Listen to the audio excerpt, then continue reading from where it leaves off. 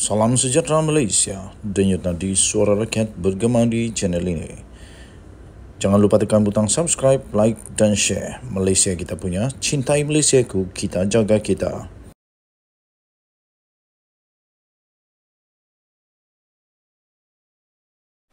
Salam sejahtera Malaysia, denyut nadi suara rakyat bergema di channel ini. Terbaru, Datuk Seri Anwar Ibrahim mendakwa anak beranak Mahathir mendapat kontrak sebanyak 214.2 juta ringgit Malaysia. Datuk Seri Anwar Ibrahim membangkitkan isu pemberian kontrak untuk gentian optik sebanyak 214.2 juta ringgit yang telah diberikan kepada syarikat yang dikaitkan dengan bekas Perdana Menteri dan Menteri Kewangan iaitu Dr. Mahathir di dalam pembelaan terhadap saman fitnah terhadapnya. Dalam satu pernyataan pembelaan yang difailkan di Mahkamah Tinggi Shah Alam, melalui e-filing malam tadi, pengerusi PH itu bergantung kepada pembelaan justifikasi sedia untuk membuktikan dakwaan di mahkamah dengan menyebut iaitu antara lain pemberian kontrak kepada Opcom Kabel Sdn Bhd. Presiden PKR itu mendakwa anak sulung kepada Tun Mahathir, iaitu Mirzan Mahathir menjadi pengarah Opcom Cables iaitu daripada 1994 sehinggalah pada tahun 2021. Manakala anak kedua Mokzani menjadi pengarah dari tahun 2009 sehingga 2019. Manakala anak ketiganya iaitu Mukris menjadi pengarah dari tahun 1994 sehingga tahun 2019. Dan isteri kepada Mukris pula iaitu Norzeta Zakaria menjadi pengarah dari tahun 1995 sehingga tahun 2021. Mahathir adalah merupakan Perdana Menteri dan juga Menteri Pertahanan pada ketika kontrak itu diberikan. Mahathir menyaman Anwar berhubung dakwaan kononnya dia mengumpul kekayaan peribadi ketika menjadi Perdana Menteri. Menurut pernyataan pembelaan, Anwar yang juga adalah Presiden PKR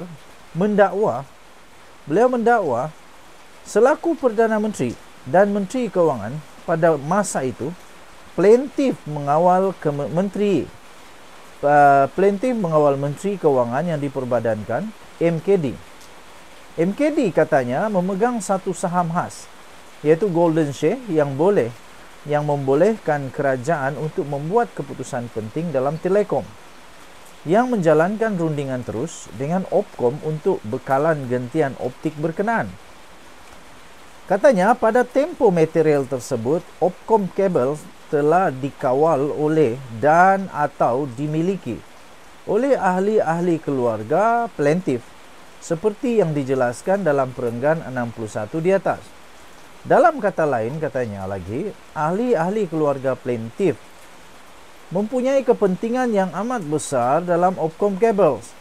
Kencana Petroleum adalah dan atau untuk semua maksud dan tujuan sebuah syarikat yang dimiliki oleh dan atau dikawal oleh Mokzani.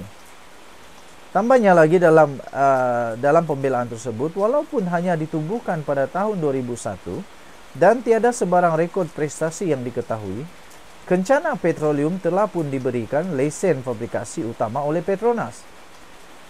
Tambah pembelaan itu lagi, lesen fabrikasi tersebut telah diberikan kepada Kencana Petroleum semasa plaintiff adalah Perdana Menteri, kata Anwar yang juga adalah ahli Parlimen Tambun. Tuan-tuan dan puan yang dihormati sekalian, nampaknya apa yang dikatakan oleh Datuk Seri Anwar Ibrahim, Perdana Menteri Malaysia itu memang ada asasnya. Dan patutlah beliau tidak mau mohon maaf. Patutlah dia tak mau tarik balik sebab memang dia ada rekod itu. Okey, jadi kita akan lihat apakah justifikasi ataupun apakah keputusan seterusnya daripada mahkamah. Sebab kalau melihat kepada fakta ini, memang akan ada nama dia conflicts of interest.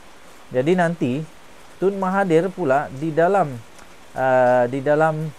kenyataan balas nanti, nampaknya dia kena buktikan bahawa ketika benda itu berlaku dia tidak ada conflict of interest. dan ini pasti akan ditunggu oleh seluruh rakyat Malaysia. Denyut nadi suara rakyat bergema di channel ini. Anda boleh baca terus. Anda boleh baca sehingga selesai laporan ini yang telah diterbitkan di Malaysia Kini bertarikh 15 Jun 2023. Anda boleh lihat di sini pada pukul 10 pagi tadi. Ini dia daripada Malaysia Kini. Pukul 10 pagi tadi dengan tajuk Anwar dakwa anak beranak Mahathir dapat kontrak sebanyak 214.2 juta. Kita jumpa lagi. Bye-bye. Salam sejahtera Malaysia. Denyut nadi suara rakyat terus bergema di channel ini. Wow, nampaknya Anwar bertubi-tubi untuk dimohon, diminta, dirayu supaya Najib dibebaskan. Tapi ada satu yang baru ini yang lebih dahsyat. Daripada seorang peramal politik, daripada seorang yang sudah lama berpolitik di Malaysia, dan saya fikir beliau tahu tentang undang-undang negara Malaysia. Perkara ini bukan perkara yang kecil. Kita tahu orang yang mencuri Milo pun kena penjara. Orang yang mencuri petai kena penjara, motor kena penjara. Tak sampai juta-juta pun. Apakan pula 42 juta ringgit. Tapi bagi Zahid, 42 juta itu hanya hal kecil. Bukan Zahid Hamidi ya, ini Zahid yang lain. Dia kata 42 juta ringgit itu hal kecil. Zahid minta Anwar supaya bebaskan Najib. Saya kata tak payah. Kena adil lah, kena adil. Bagaimana mungkin boleh dia dibebaskan dengan 42 juta itu? Itu bukan hal kecil, ini hal besar. Orang curi Milo pun kena. Orang curi petai pun kena, apalagi 42 juta ringgit. Ini kata bekas Menteri Undang-Undang sendiri. Oi, hairan juga. Kenapa bekas Menteri Undang-Undang kata begitu?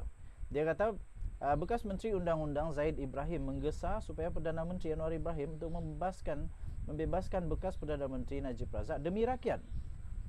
Demi rakyat juga harus ada keadilan. Katanya dari sudut pandang scheme of things, 42 juta ringgit itu ialah nilai dalam kes rasuah SRC International di mana Najib telah disabit bersalah hanyalah perkara kecil. Bagaimana pula untuk justified?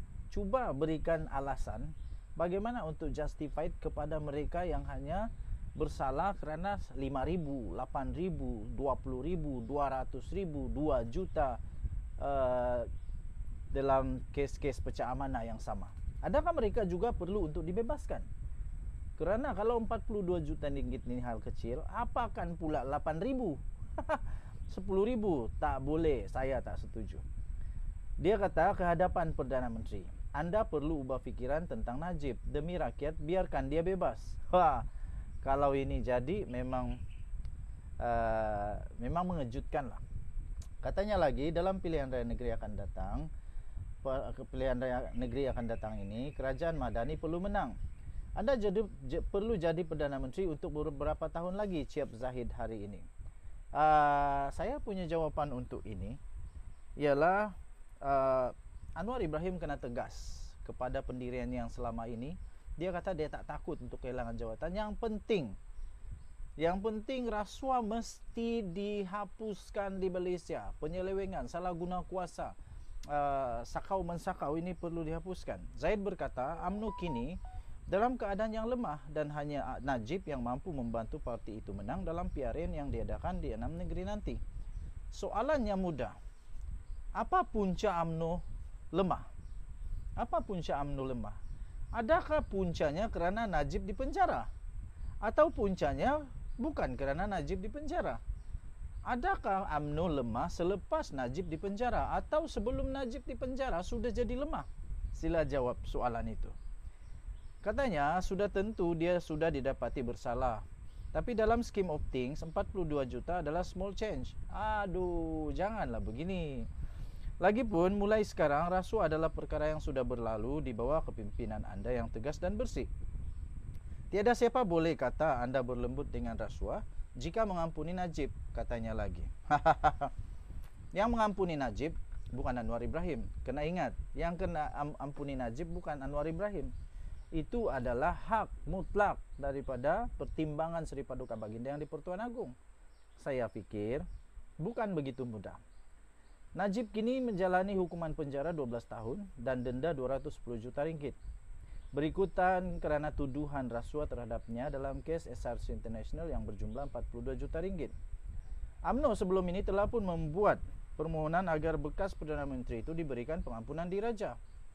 Anwar yang juga turut menganggotai lembaga pengampunan telah menjelaskan setiap individu yang disabitkan bersalah ada hak untuk mendapatkan pembebasan dengan memfailkan permohonan dengan lembaga itu. Bagaimanapun dia berkata pengampunan itu adalah hak mutlak yang di Pertuan Agong. Denyut nadi suara rakyat bergema di channel ini. Suara saya, admin di Twin TV, saya tak setuju kalau belum tiba masa yang sesuai untuk dia dibebaskan, tapi dibebaskan. Harus adil kepada rakyat. Bukan hanya adil kepada seorang, tapi seluruh rakyat Malaysia. Denyut nadi. Kita jumpa lagi. Bye-bye.